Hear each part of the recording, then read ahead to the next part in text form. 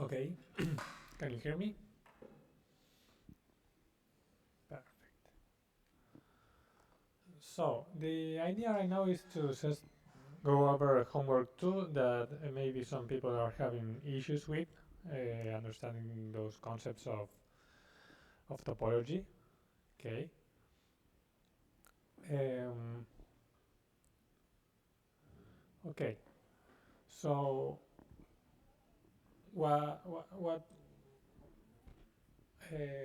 I don't know if there is certain specific exercises that you want to verify, or if you want, I can go over in order from the first one and so on.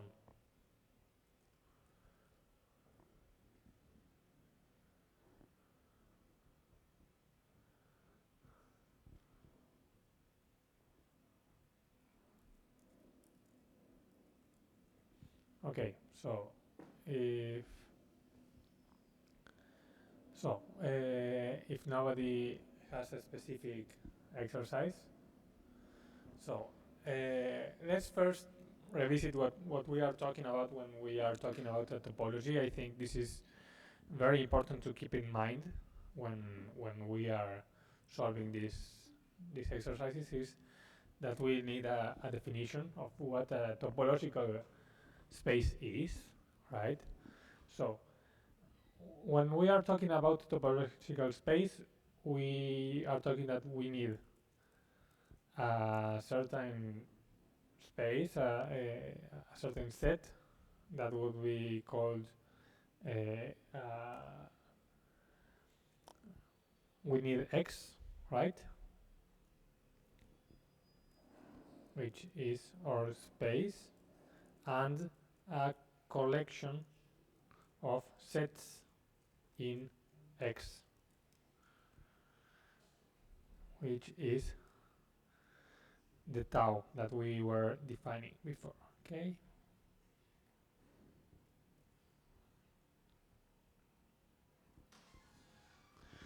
So the idea that we have is that these sets in tau are open. Okay, this is a definition. So what we are saying is that the sets that are in tau are open. And we are asking for certain other properties, which are that the finite intersection of open sets must be open, right? And infinite any union of open sets must be open, and the empty set and X are open. Okay, this is the definition that we want for space to be a topological space, and we don't need any other structure other than that. We don't need a metric. We don't need the space to be finite, infinite, whatever it is.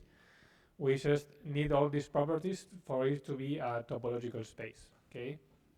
So when something is asking us, is this a topological space, or how do I prove that this is open or closed, we need to only work with these definitions, unless some other structure is added, such as a metric. Okay.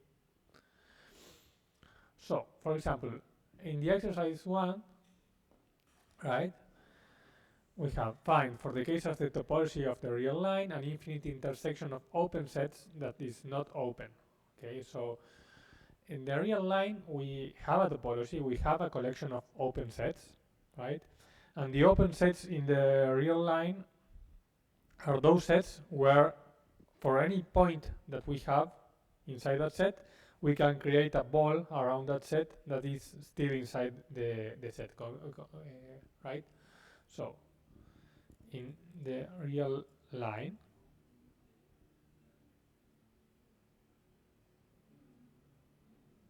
a set is open, set, let's call it S, is open if for every x in S,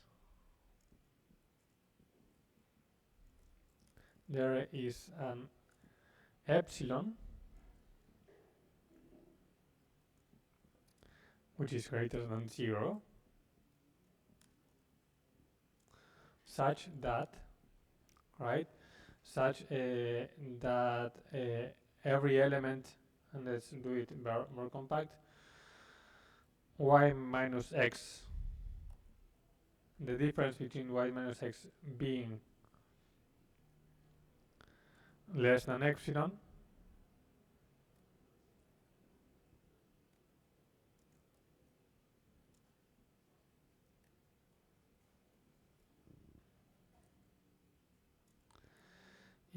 implies that y is in S. Okay, so this is the classical definition of an open set in S, right?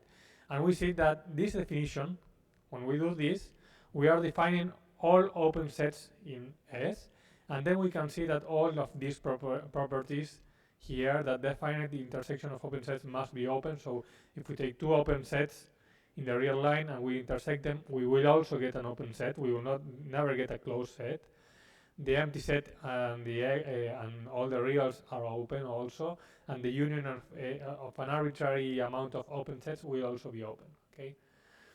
So here we are asked to find an infinite intersection of open sets that is not open. So the idea of this exercise is to see that this part here only works when we are talking about finite intersections, not infinite intersections, right?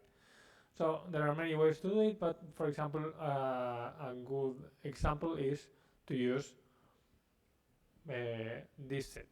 For example, this sequence of this infinite sequence of open sets, which would be minus 1 over n to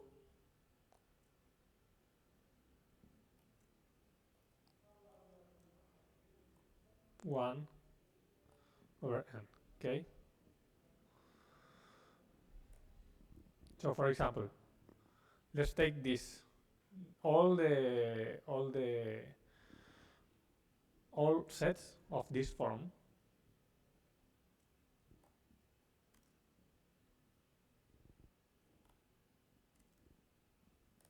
right? So can you all agree that all these sets are open? If somebody could write yes in the chat, so that I can. Okay. What's the intersection of all those sets? Right. So for example, those sets will be, for example, 1, 1, 1 half, minus 1 half to 1 half, minus 1/3 to 1/3. Right. So which elements are in all of these sets? Okay. What's the intersection? Does anybody know it?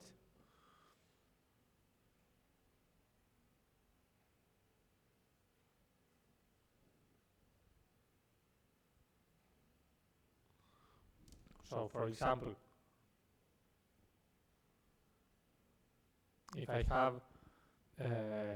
minus 1 over 4 to 1 over 4,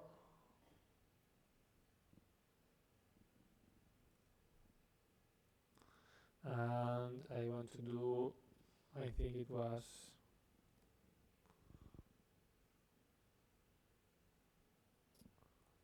cap.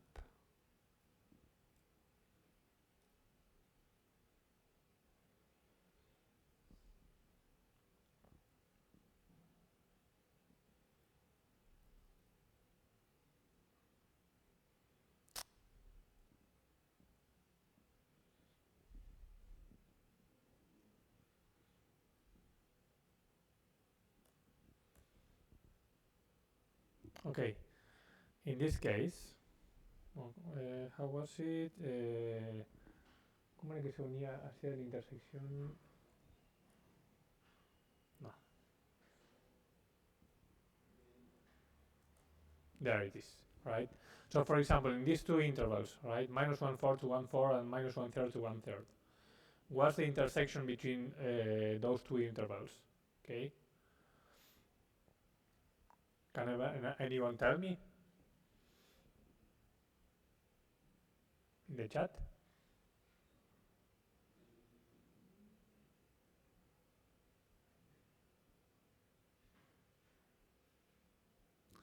Okay, so the intersection between these two intervals is exactly minus 1/4 to 1/4. Okay, so if I take minus 1 over n and 1 over n, and I take any intersection, right? Any finite intersection of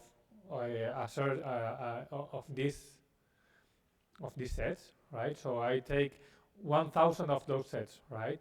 Okay, what's the intersection of all those sets? Okay, I take the largest n I have on all those sets, and I do minus 1 over n, comma 1 over n. That will be the intersection, right? So in this case, I have 2, and the smaller one will be minus 1/4 to 1/4, but it will be minus 1 over 1,000, 1 over 1,000.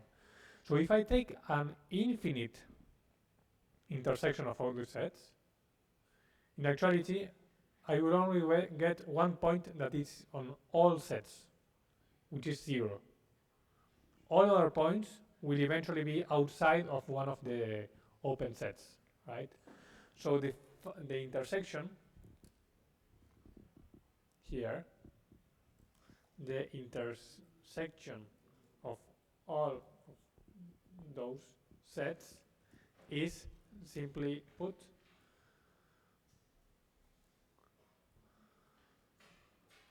zero.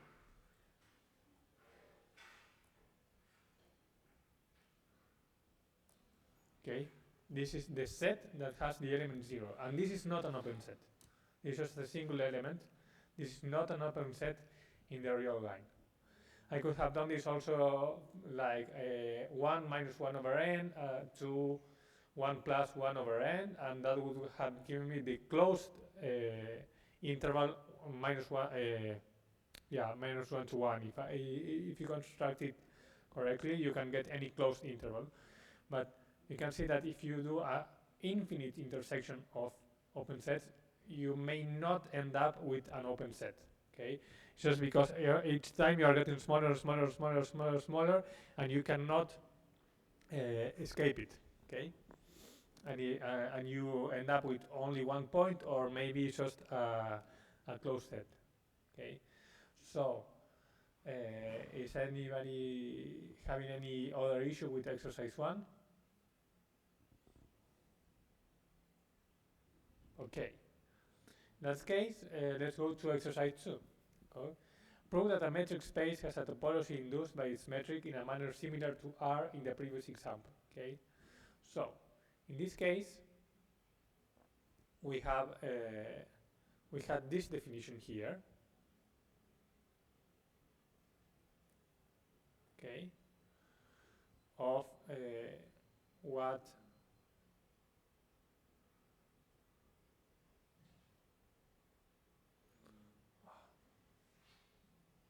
let's copy this and paste it here.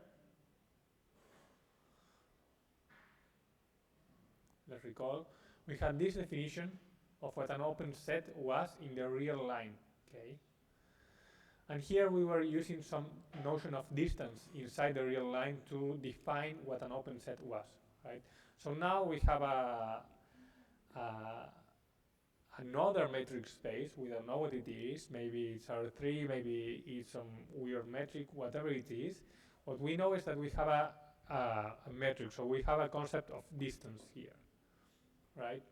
So what we actually want is everything is the same, but here we change it to whatever the distance is, the correct distance is, okay? So in this case, we have this definition now. So there is a distance that is defined in the metric, right? And we define all those sets to be open, okay? So in this case, what we want to do is to prove that this, what we have found here, is a topology. And to do so, what we only need to do is go back here and see if let's put here like some bullet points so we know what we are talking about here. So we have our space X, right? And we have a collection of sets that are defined to be open, which are those that follow that specific property, right? That the one that we defined here, right? So that for every point X in a set, the set is open if every point inside the set we can find an epsilon greater than 0, so that each point in the full space which is closer than epsilon to that point is inside S, okay? And what we need to find is that the finite intersection of open sets must be open, any union of open sets must be open, and the empty set and X are open, okay? So let's start with the last two, for example, right? Those are actually the easier ones to prove, okay?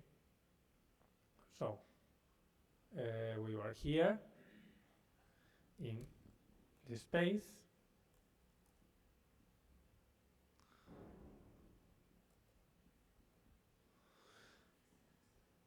We want to prove that the empty set is open, okay? This is actually trivial here because in this definition you have in the space a set S is open if for every point in X in the set this property holds. Okay, the empty set has no elements, so this property holds for every element in the set. Therefore, the empty set is open. Okay, the empty set is open because the property holds for every element in the empty set, since there are none. Okay, so in general this is very easy to prove. Okay, the full space is also open. Okay, and this is very easy to see because we simply take any point, right? We take any epsilon, we create a ball around that point, and that ball will be in the full space by definition.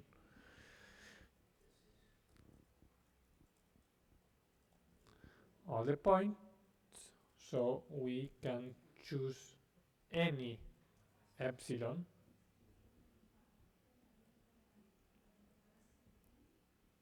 and the definition will hold. Okay, up to now is everybody following me?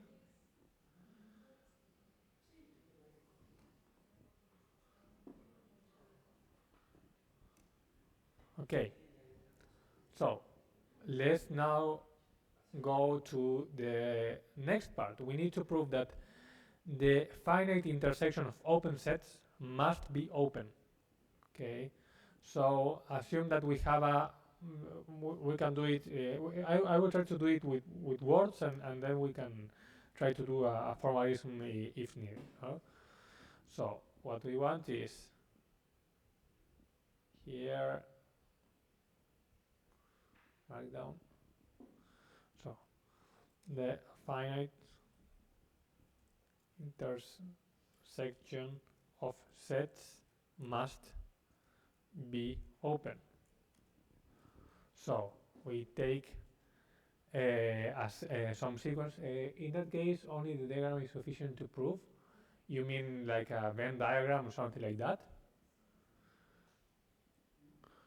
So it's better to do it like mathematically, no? So we take, for example, any collection of any finite collection, and let's call it On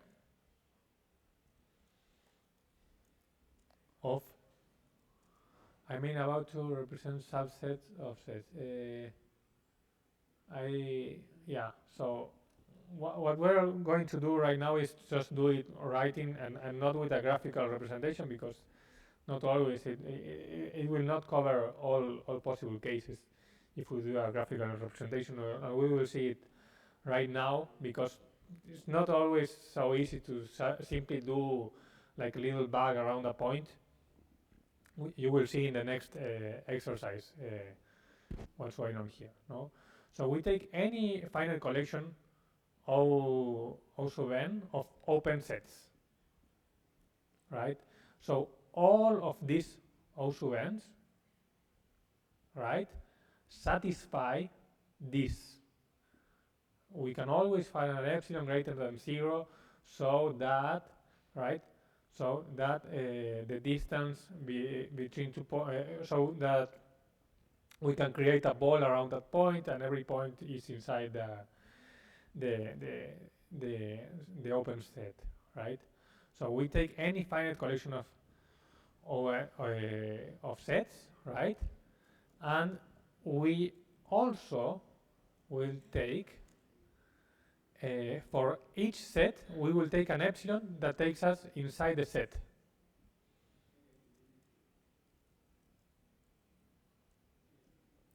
No, let's do it better this way. So we take any finite solution of open sets, and we take a point x in the intersection. For this x, there must be a collection of values which are epsilon sub n. Where is the sub n? Which are all greater than 0, such that the other part holds, right? Such that for that every point y satisfying that the distance between x and y, right, is less than the epsilon sub n,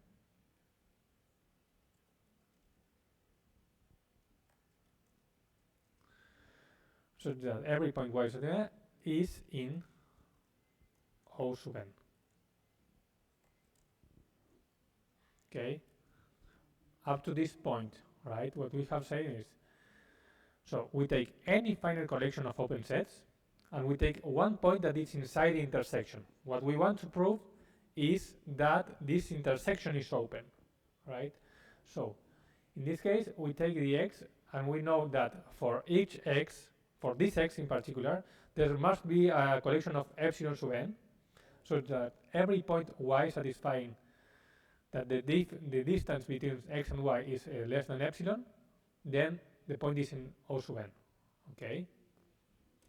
So we take the smallest of all the values, epsilon sub n.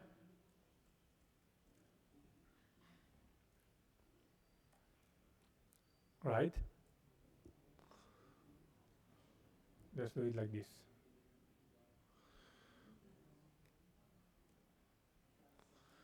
Once we have taken the smallest of all values, this value, this particular epsilon,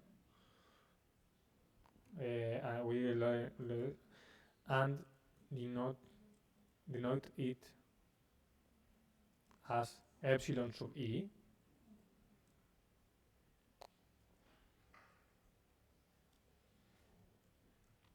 or epsilon min, let's call it, something like that.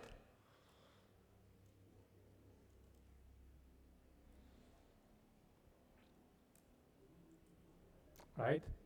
We take the minimum of all those epsilon sub n, and with this epsilon, every point y that satisfies the distance of x and y is less than epsilon sub minimum. This y must be in all of those points, must be in all of those open sets, right? So, if a point y satisfies that the distance between x and y is less than the epsilon sub n sub minimum, right?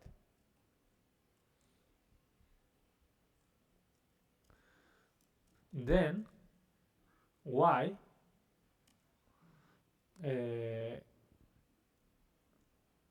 is in O sub n for all n. Therefore, it is in the intersection.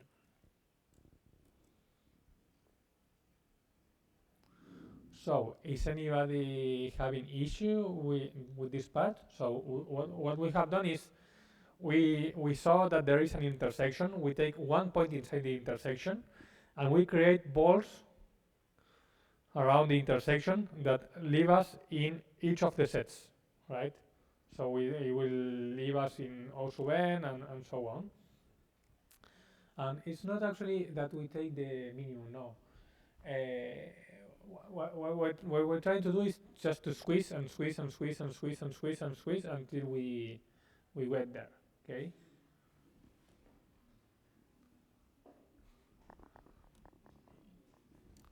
Right, so we take the smaller of those epsilons, and because we took the smaller of those epsilons, then we are necessarily inside the intersection. Okay, so that proves that for each point in the intersection, we can find a small ball that is still inside the intersection, right? We are using that this intersection is finite when we say that we can find a minimum that's also greater than 0, right? So we take the E minimum, the epsilon minimum here. If we had taken an infinite amount of open sets, then this one could have been equal to 0 and this would have not held, which is what's happening here, right? The minimum is 1 over n, so when we take n to infinity, the minimum is 0 and this is no longer holding, right?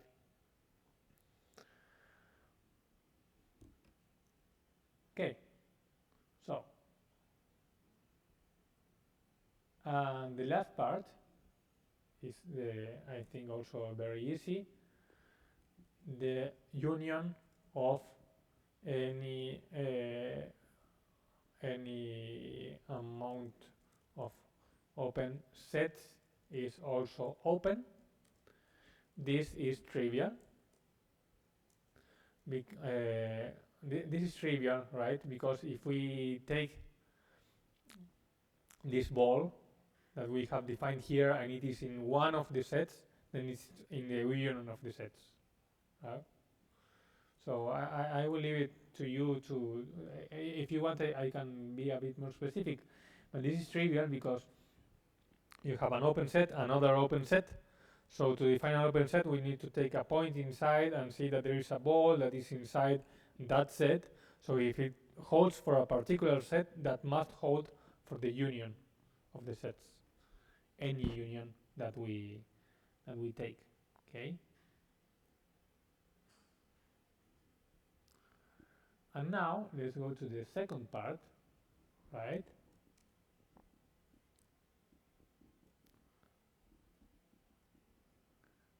Where we have a specific distance that we have defined here, which is that the distance of x and y equals 1 if x is not equal to y, and this is not written there, but it's implied because it's a distance.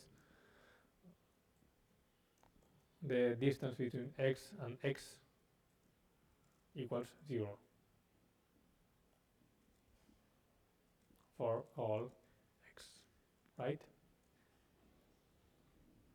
Okay, so we want to prove that this here is a distance, okay?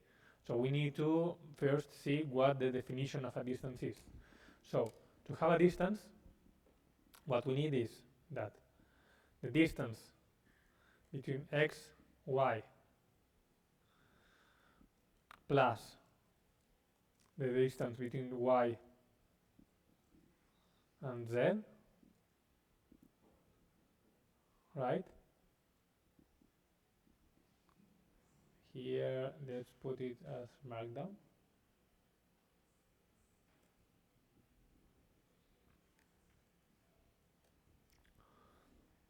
So the distance between x and y plus the distance of y and z for a certain point, for certain 3 points x, y, and z, has to be greater than just doing the distance between x and z, right?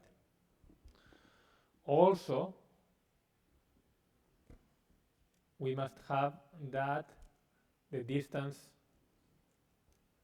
of x and y equals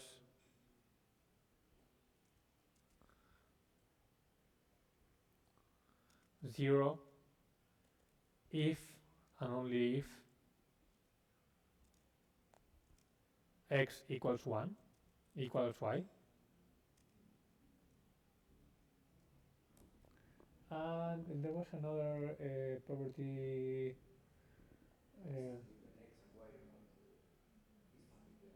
Yeah. So yeah, that's what. And we also need some symmetry here. So what we need is that the distance between x and y must be equal to the distance between y and x. So all we need to do is see this definition here and see if everything here holds, okay? So let's start again from the, let's create some markdown cell so it doesn't do that anymore, okay? So let's try to go from the bottom up, right? So the distance between x and y is equal to the, let's suppose that we have x if x and y are different, then the distance between x and y is equal to 1, which is equal to the distance of y and x, okay? It's very simple. And of course, the distance of x and x is symmetric by definition. So because of this, we have the last property, okay? The second property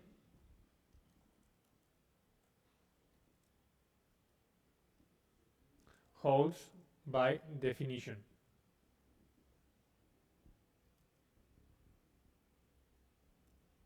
right?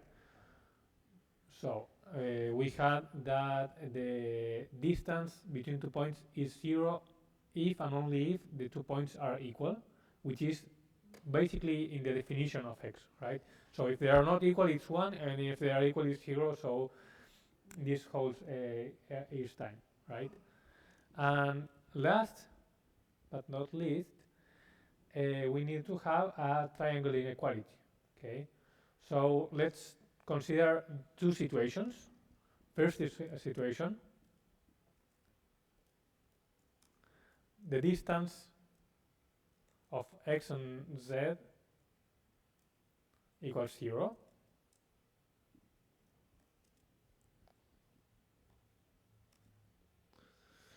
Right? In this case, the inequality holds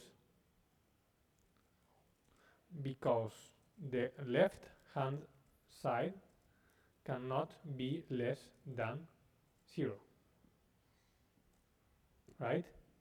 Because it is the sum of two terms which are 1 or 0.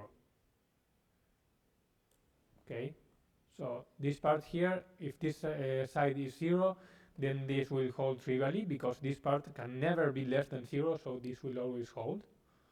Okay, and in the other case, if the distance between x and z equals 1,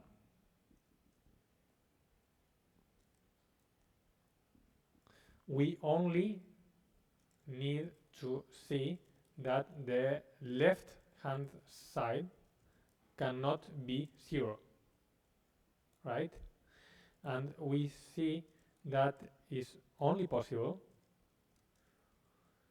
if if x equals y and y equals z. But in that case, x equals z, so so this cannot happen in this case. Okay, let's do it like this. So if the distance between the two is 0, if they are the same point, then whatever we put in the other side will hold the triangle inequality. And if the distance is 1, we only need to see that the other side is 1 or 2, and we can see that by saying that it cannot be 0 because it will only be 0 if all the points are equal. Okay, and we know that they are not equal because then the right hand side would not be 0. Okay, so did anybody does anyone follow here how we are constructing the proof of the distance?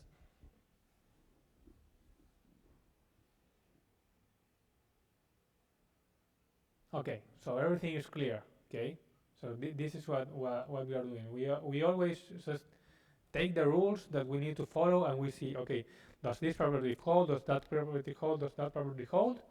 Everything should hold. Okay, so now let's go back to the previous exercise, right? We saw that we have a metric space with a topology induced by its metric, right? So essentially now we have a space, right? The set of all numbers, for example, or whatever it is, and we have defined a metric. That is, the distance between 2 points is 1 if they are different, and it's 0 if they are equal. Okay, so here this tells us that this must be inducing some kind of metric on the space. Okay, so that's the second part of the question here. Is where is the question? Here.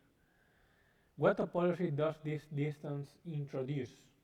Okay, so let's try to think about it. Okay, so let's try to think how we will go about it. Okay, so let's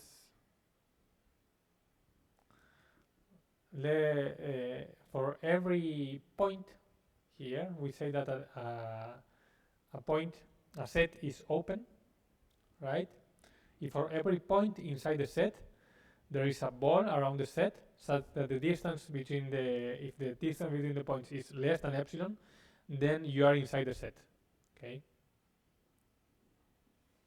so let's assume we have some set S and some point x inside that set S. Okay. What I will try to do now is to try to see what the requirements are on S for the set to be open. Okay. So the fact that we have here a distance, right? That between the distance between the 2 points here can be 1 or 0. It's kind of suspicious, because what happens if we take, for example, a ball around X, which are all the points Y, such that, for example, what we want to do is that the distance between X and Y is less than some epsilon, right? Here.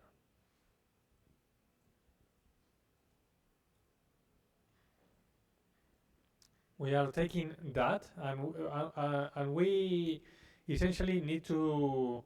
This is the definition of a ball, right? So we take epsilon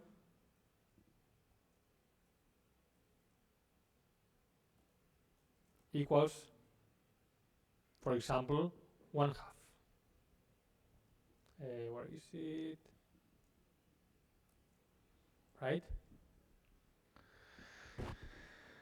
So, if we take epsilon equals 1/2, and this is a question for anyone in the chat, okay? Which points Y can satisfy this property, that the distance between X and Y is less than 1/2?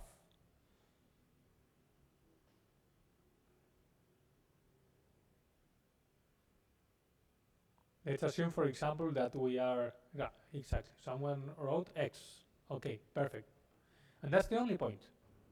Okay. So essentially, if we take epsilon equals 1/2, we get the ball around X is just the point X, right?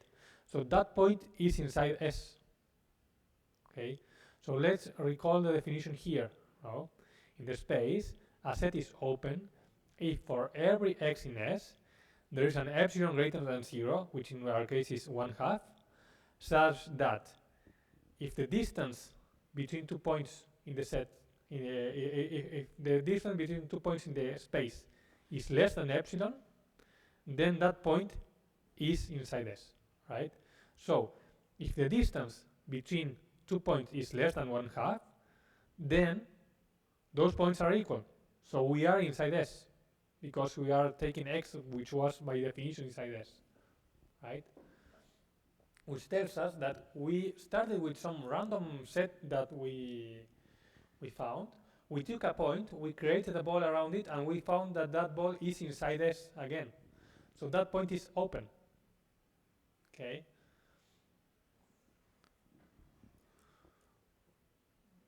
Which means that our set S is open. But we haven't said anything about S, right? We haven't said anything about S. S can be any set. Okay, so because we didn't say anything, we know that any set S inside the space X must be open. Okay, it is open. So that's the topology that the metric is using. It's a terrible topology. It's a very useless topology, which is saying any set is open. So any infinite intersection of sets, or finite intersection of sets, will be open. Any union of sets will be open. The whole set will be open. The whole space will be open, right? And also the empty set will be open by definition. The only requirement what we are seeing here is that we are taking some point inside the set. So the sets here that we are taking are all sets that are not empty, but the empty set also satisfies all the properties. Is this part clear then? Like what's going on here? What topology the metric is inducing? What the logic was? Because it may look a bit circular in some parts, but that's the basic idea. Okay, we need to find the epsilon to define what the open sets are, and in this case we took epsilon 1/2. We could have taken any epsilon less than 1, and then everything would have been okay. So every set is open. Okay, if we had taken epsilon equals more than 1, for example equals 2, then this would not have necessarily hold. Okay, but as soon as we go over it, we only restrict because if we take epsilon greater than 1/2, then y is all the points in the whole space. So we may get some points that are outside S. But if we go over 1, then suddenly all the points that satisfy the property are only the point that we were talking about, the point X. So we are back inside S. Okay. So, any other questions about this part of the exercise?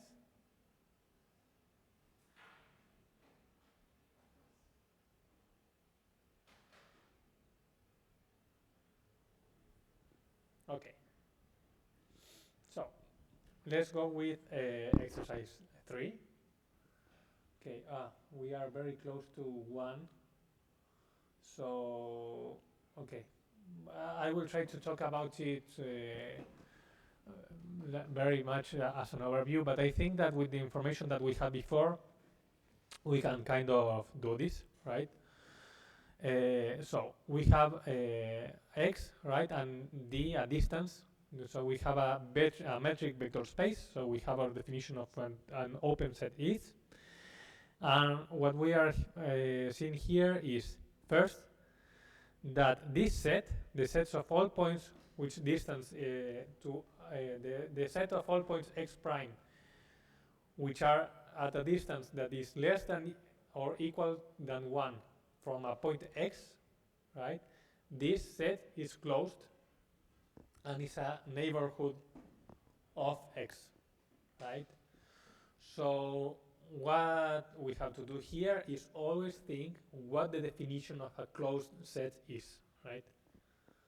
And a set is closed if its complement is open. This is the definition, okay? A set is closed if its complement is open. So if we want to prove that this is closed, what we need to do in this case, unless we have other theorems that we can see later on, what we also need to think about is in the complement of the set. So the complement is all the points whose distance is greater than 1, okay, from that point here. Basically, what the way to prove this here is to take the triangle inequality here, okay? If you use the triangle inequality from a point outside in the complement of our set, then you will see that you can never get inside the closure, right? So once you prove that the complement is open, then you have proved that this set is closed, okay? And then we need to prove that it is a neighborhood of x, right? So we just need to find some open set around x that is inside this, right? So also a set is a neighborhood of x if it contains an open set of with the point x, right? So to do so, we only need to look at the set that the distance here is less than 1, okay, and this less strict than 1, and this will be an open set, and because that open set contains the point x, then we are in a neighborhood of x, okay? Is anybody following me here? I just want to do a quick overview because we don't have much time, but we can talk about this part of the exercise tomorrow also. So if it's not clear, okay? And on the other hand, we have this other part that we have a set n epsilon over x, right, of this point x, which is basically this set here, an open set around x. So we need to prove that this is a neighborhood of x. So we only have to prove that this is open, which can be done using the definition that we have found before. Okay. And all of these parts are also done with the definition, right? So the interior of N is the union of all open sets in N, okay? Because N is open, then the union N is also the union of all open sets that it has inside, right? And because of that, it is also its own interior, okay? Then we need to find that the closure of N is this here, okay? So the closure of N is the collection of all the accumulation points of N, okay? And this is where we will get the strict or equal than epsilon here, okay? Because we need to take all the possible accumulation points inside N, and some of the accumulation points will be in the boundary, which is the strict equal to epsilon. Once you have found all these two, the third one is obvious, because the third one is the frontier of N, and this will be the closure minus the interior. The points that are in the closure that are not in the interior. And because the interior is this, as a definition here, then the boundary will be epsilon. Okay? And the last part here, okay, we have some topological space here, and here we have now forgotten that there is a metric, so don't try to use metrics here. Imagine that there is no distance. No, we have to prove this these equivalence relations, right? So A is open if and only if every point in X has a neighborhood contained in A, okay? So it's easy to go one way, right? Imagine that A is open. We have a point X in A. So, for example, A is an open set that contains X, by definition. But A is open. Therefore, A is a neighborhood of of X. Therefore, this is fulfilled trivially. What we need to do is go the other way, right? So for every X in A, we have a neighborhood contained in A. But if we have a neighborhood contained in A, we also have an open set contained in A, right? Because we have an open set that is inside the neighborhood, which contains X. So for each X, we take the open set around it, and here we can do the union of all the sets. Remember that the infinite union will also be open, okay? So because we have taken the union of all open sets around every point in X, and this will be open, that union will be A. There will not be any point outside of A, right? So this is the way to prove this part here, okay? Does anyone have any doubt about that part, for example, or want me to explain it a bit more?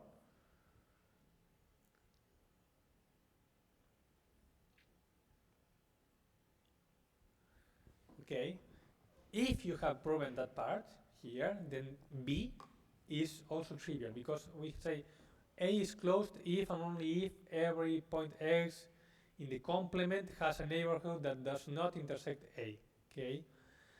So to do this, you actually have to go the other way. So we are saying A is closed. Okay, what does A mean? What does A being closed mean? It means that the complement is open. So we take here, we go to the complement, and we want to see that it's open. And we see that this relation here, that we have here, is actually equivalent to what we have said in A. So if you have done A, B is essentially the same thing, but talking about the complement of A being open instead of A being open. It will be equivalent in that case. Okay. And all of these other three derive also by the definition of the interior, the closure, and the boundary of a set. Okay.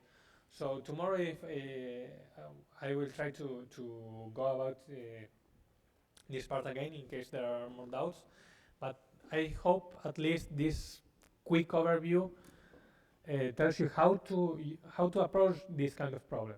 Okay.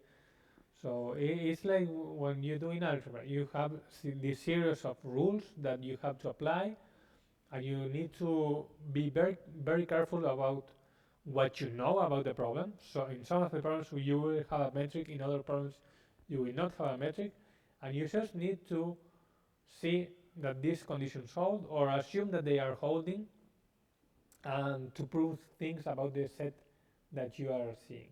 Okay. So just read the definition of what a neighborhood is, what an open set is, stuff like that, and all of this will just have to follow from logical steps. Okay. So are there any other questions about this part?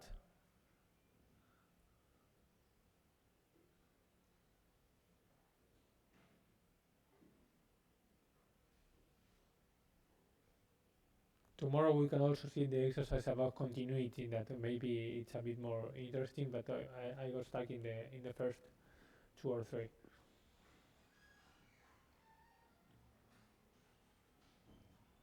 Okay, so now it's clear. Okay, so that's the approach that you have to take here.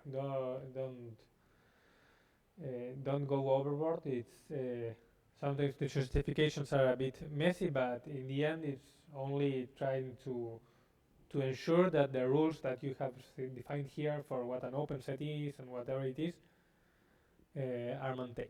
Okay. Okay. So if there are no other questions,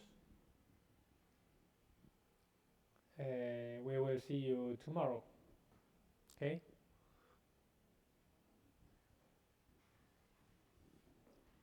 Okay. Thank you very much.